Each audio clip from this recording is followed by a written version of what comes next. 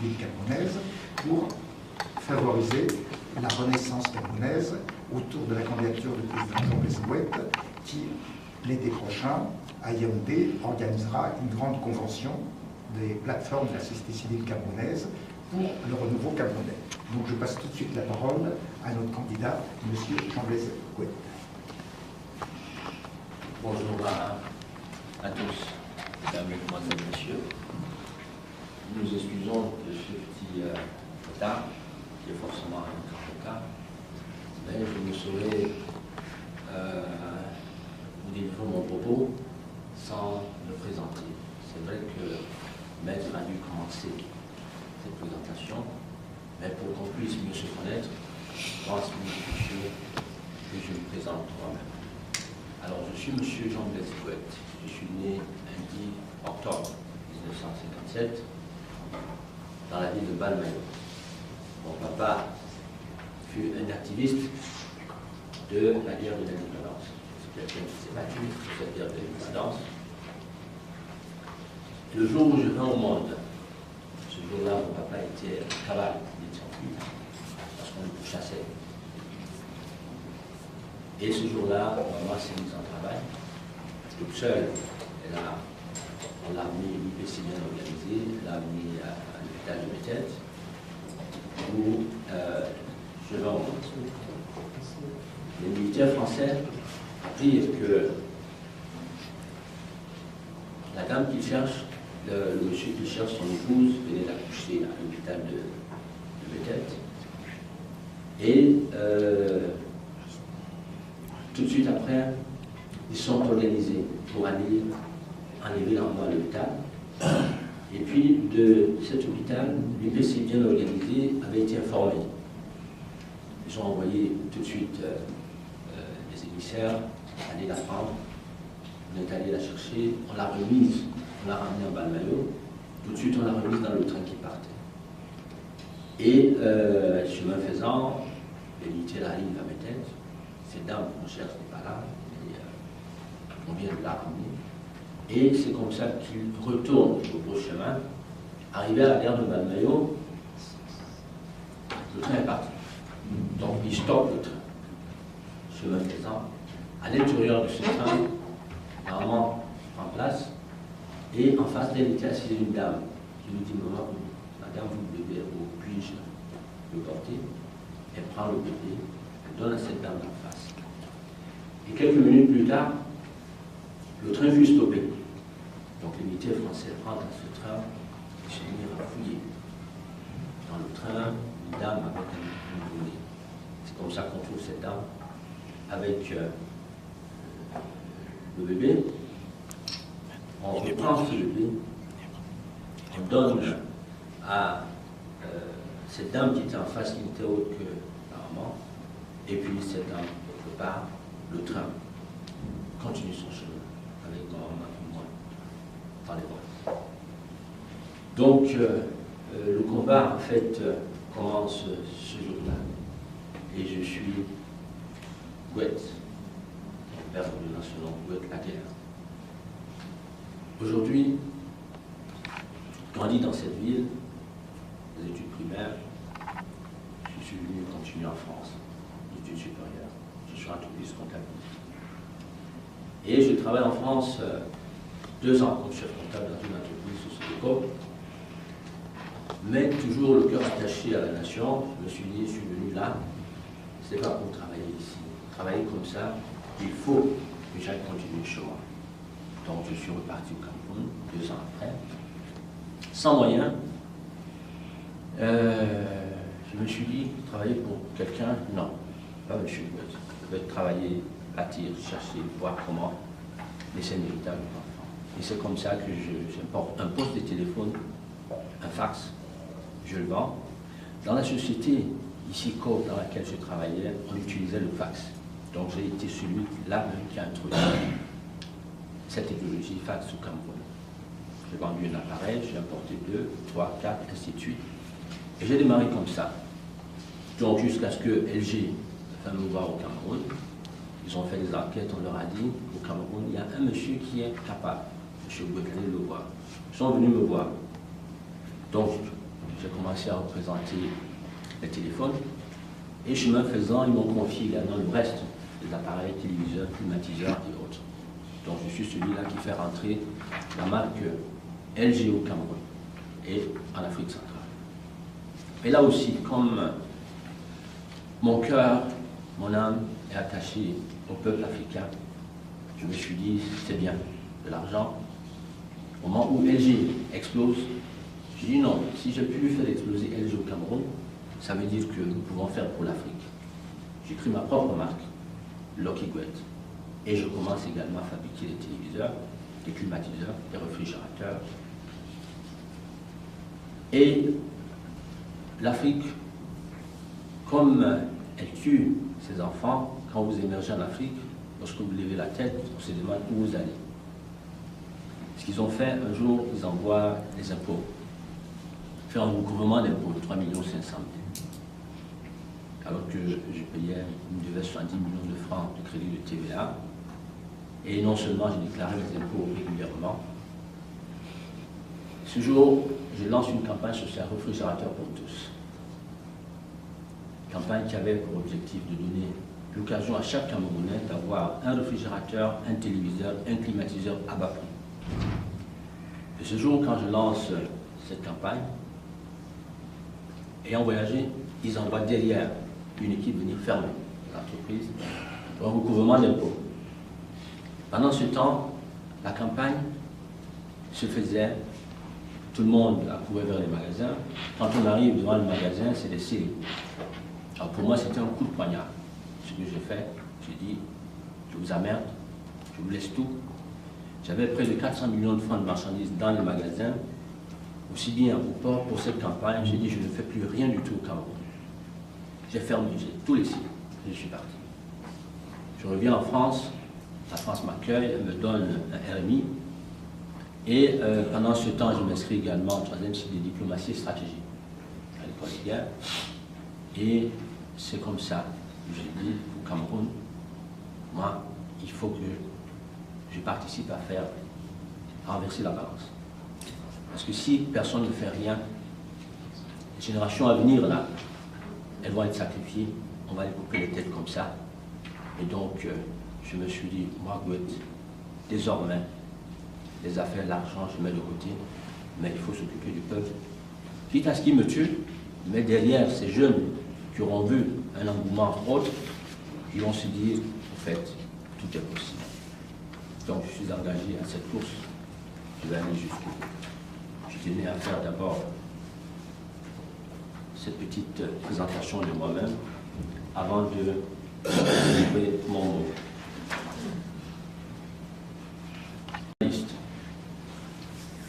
Mesdames, Mesdemoiselles, Messieurs, bonjour à tous, une fois de plus. Réunis ici ce jour, vous m'offrez l'occasion solennelle de m'adresser en priorité à la diaspora africaine, à la France et surtout au peuple camerounais. Ce peuple bien-aimé qui m'a donné le jour, un peuple que j'aime de tout mon cœur, un peuple courageux, entreprenant, travailleur, ingénieux, ambitieux. Ce peuple qui n'a cessé d'endurer des peines, des haines, des tempêtes de la discrimination ethnique, des irresponsabilités de la politique du ventre. Un peuple jadis uni dans un pays qui fut longtemps une terre bénite, une terre d'accueil, un havre de paix. Aujourd'hui, un pays en guerre, un pays encerclé à l'extrême nord par Boko Haram, au sud-ouest ou nord-ouest par la crise anglophone, à la frontière de l'Est par une situation d'instabilité grandissante. Situation qui laisse croire que si rien n'est fait dans les meilleurs délais, non seulement il risque de s'ouvrir d'autres poches de tension dans plusieurs autres villes, mais en plus, il risque d'y avoir contamination dans tous les pays de la sous-région. Le Gabon, la Centrafrique, le Tchad, le Congo-Brazzaville, la Guinée équatoriale. Mais en plus, si rien n'est fait, immédiatement, nous courons tout droit vers une guerre civile. Si guerre civile il y a un jour au Cameroun, notre pays étant la locomotive de la sous-région, avec forte conviction, celle-ci aura certainement des conséquences inévitables et inattendues dans chaque pays de la sous-région.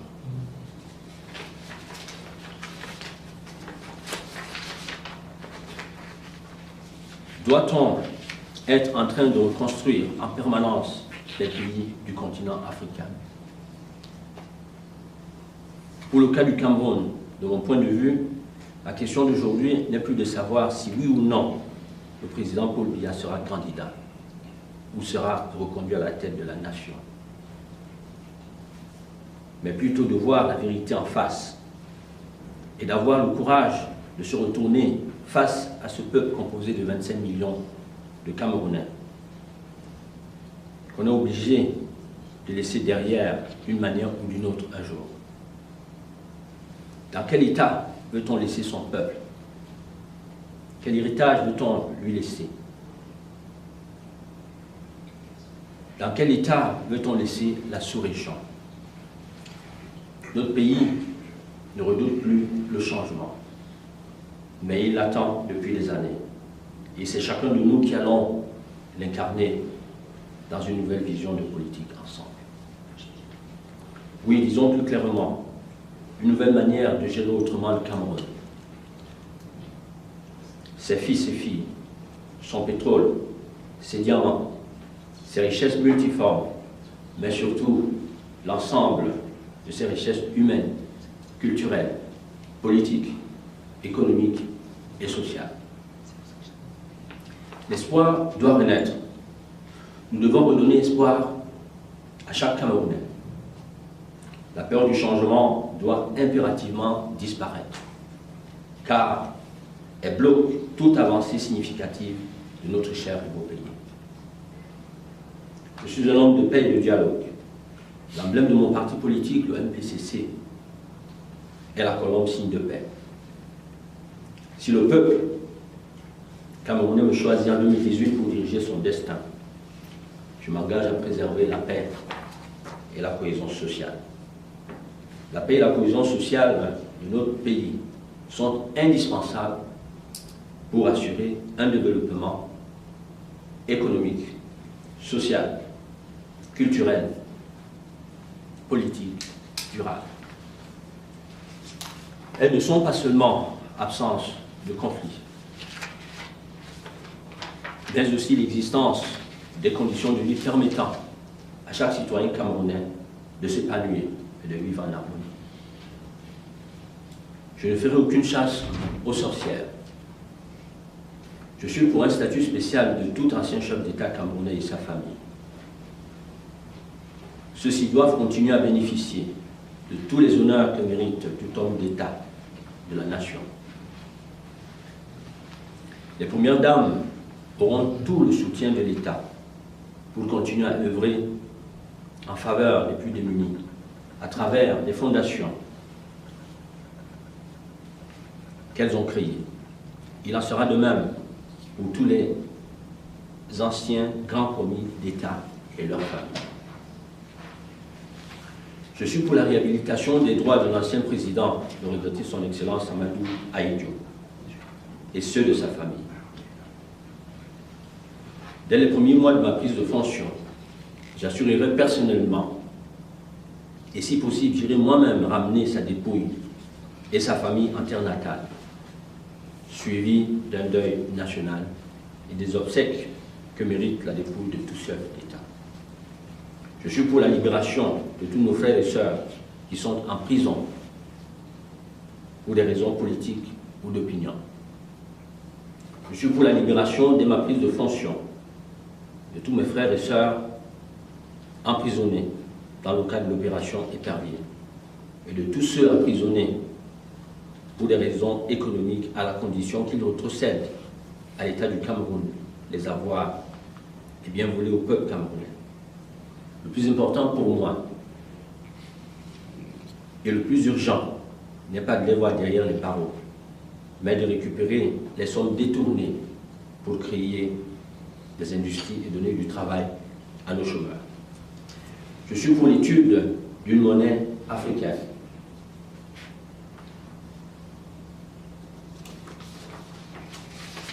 Je suis pour la double nationalité. Il est temps de faire rentrer à la maison tous nos frères et sœurs exilés,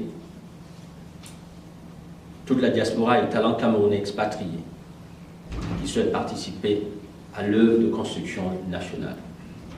Je suis pour une élection à 2 tours.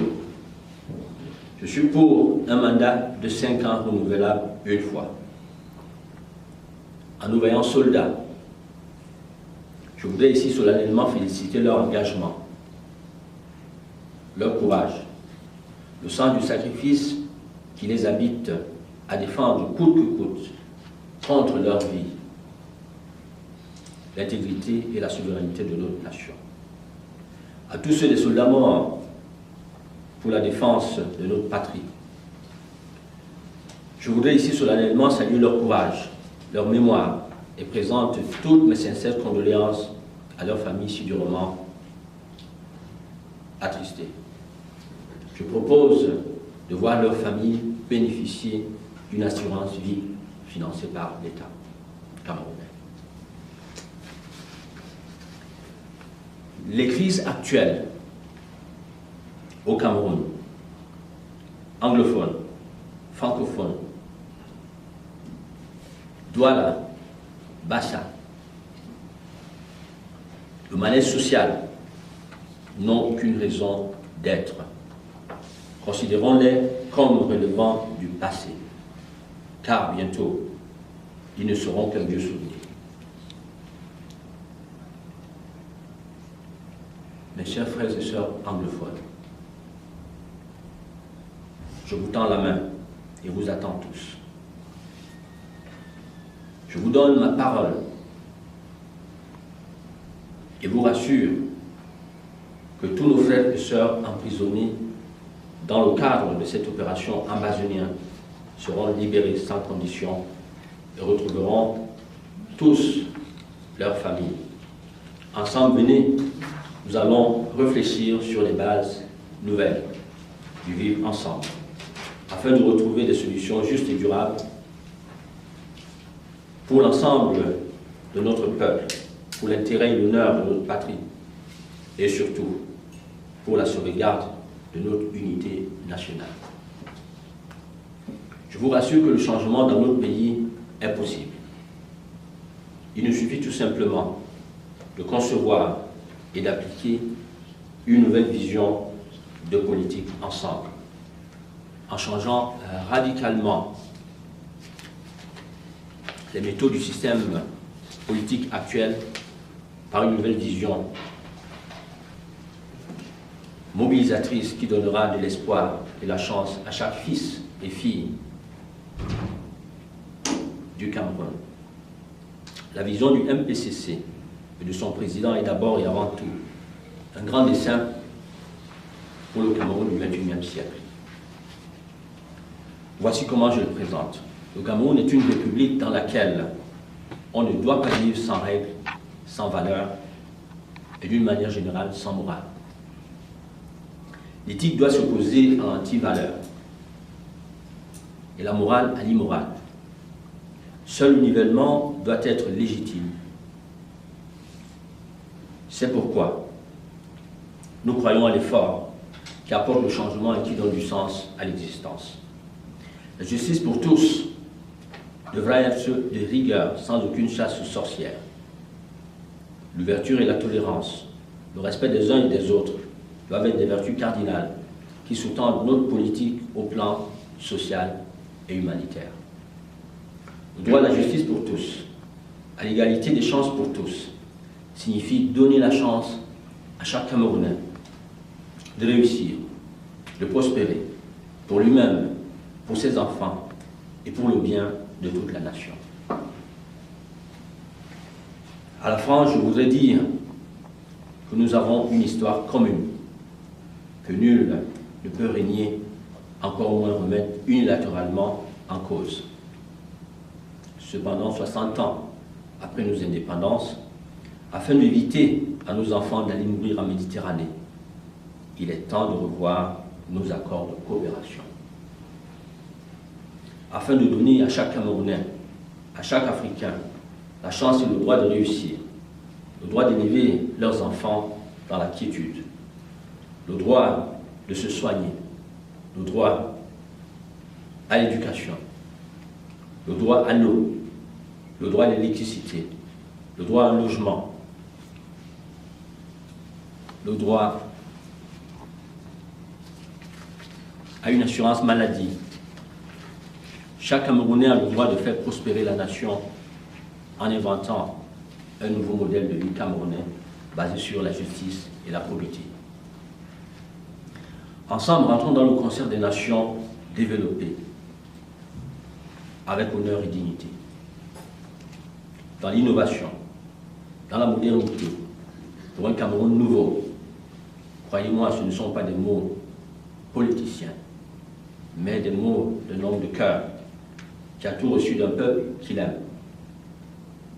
Des mots qui ont leur aspiration profonde dans le cœur d'un homme qui est prêt et qui va en retour servir une nation et son peuple. Nous devons réhabiliter le travail comme une source de création de richesses. Nous devons lutter contre le népotisme, la corruption et toute autre forme d'anti-valeur qui n'honore pas notre pays. Nous devons rendre la vie accessible à tous et créer un système de sécurité sociale qui aura pour effet d'allonger l'expérience de vie de chaque Camerounais, mais surtout celui de nos parents et grands-parents. La richesse est créée par des hommes et des femmes. Des femmes et des hommes qui font de l'activité de création une vertu. Des hommes et des femmes qui rejettent l'argent facile et qui aspirent au bonheur par le travail à la sueur de leur front. Nous devons construire notre pays en pensant aux générations futures, en laissant à nos enfants un héritage qui devra accroître leur fierté d'être Camerounais. Cameroun a besoin d'un grand mouvement patriotique qui sache allier le futur et le présent, sans nier les fondamentaux qui régissent notre identité, l'identité d'un pays mûr, qui devra garder et défendre coûte que coûte toute option choisie par le peuple pour le bien supérieur de la nation et de ses concitoyens. Il doit devenir un pays moderne dans l'arrière-plan du pays, dans chaque ville, dans chaque village. Le changement profond devra faire de chaque Camerounais du terroir un citoyen moderne. Nous devons avoir une capitale qui aspire à devenir une mégapole. Nous devons avoir une industrie industrialisante de transformation sur place. Nous devons avoir une école qui ne génère pas de chômeurs. Nous devons avoir une agriculture intégrée, toujours plus florissante. Si besoin, nous devons envisager de renationaliser ou de moderniser certains secteurs stratégiques qui, pour moi, relèvent de la souveraineté de l'État. L'eau, l'énergie, les transports ferroviaires, transports aériens, ne serait-ce que pour ceci, tout au moins, pour un début. Nous devons avoir une armée plus forte, orientée vers des missions de paix, de sécurité et de respect du pacte de non-agression prôné par les Nations Unies, que nous proposerons et signerons avec tous les pays voisins. La peur du changement doit complètement et impérativement disparaître dans la sous-région. Je m'engage à procéder à une réforme de nos forces armées et police, au sein desquelles nous avons des soldats, des policiers, des gendarmes, intellectuels, professionnels, ambitieux et courageux, qui auront tous une assurance vie. Au plus profond de moi, je garantis de faire passer le Cameroun du rang des pays en développement à un pays émergent dans un proche avenir. impossible n'est pas camerounais.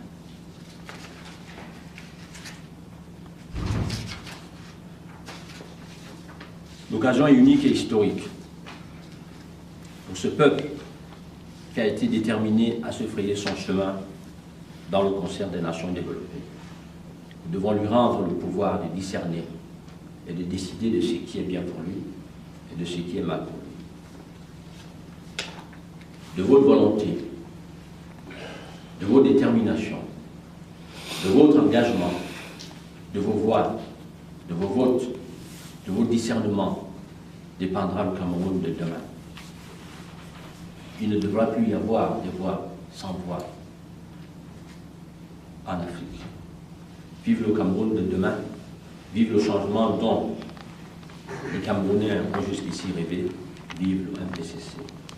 Que Dieu veille sur nous, nous guide, nous accompagne, protège la nation camerounaise et son peuple.